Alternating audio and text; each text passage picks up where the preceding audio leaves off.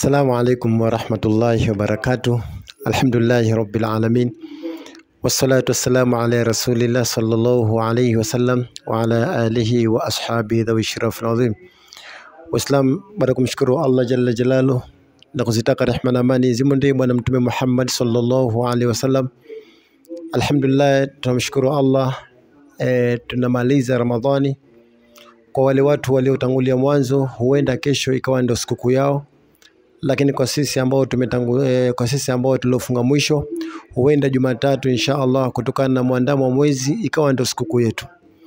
Insha Allah, watu wengi sana wamekuwa wakinipigia simu kwamba Sheikh Eid, siku ya sikukuu, siku ya Eid, utatoa khutba msikiti gani? Yaani utakuweko wapi katika kuswali swala ya Eid pamoja na kutoa khutba? Insha Allah, nikaona si vibaya nikatoa hii ratiba, kwa sababu watu ambao wanafuatilia darasa ni wengi, na watu ambao wanafuatilia khutba za Ijumaa ni wengi sana, na hususan khutba za Eid, kwa sababu khutba ya Eid ndio kesho kutwa tunaingia.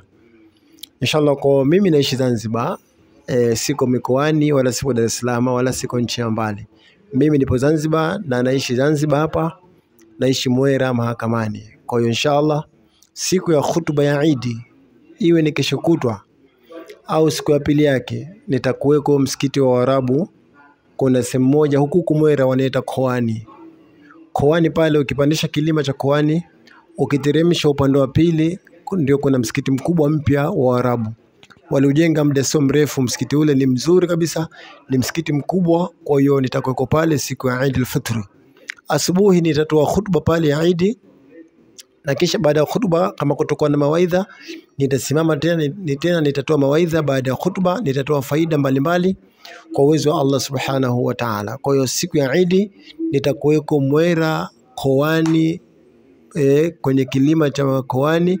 Ukiteremsha chini pale kuna msikiti mpya ambao umejengwa juzi, sio zamani. Wenyewe waliojenga ni Waarabu, na alhamdulillah wamenipa mwaliko. Kwa hiyo siku ya Eid kesho kutwa nitakuweko pale na nitatoa khutba pale siku ya Eid. Kwa hiyo wakazi wa Zanzibar ambao wapo karibu, wanaweza tukashirikiana wakaja kusikiliza khutba ya Eid ikitolewa na mimi mwenyewe. Jina langu ni Eid na hiyo siku ni siku ya Eid. Kwa hiyo nitakuweko pale.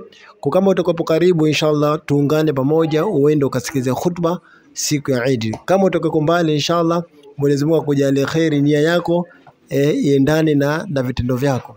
Kwa inshallah, ratiba ya Eid, asubuhi nitakuweko pale katika khutba ya Eid msikiti ule wa Arabu. Nikirudi hapa tutapata chai kidogo nyumbani. Baada ya kupata chai tutaangalia mambo mengine yanaendaje.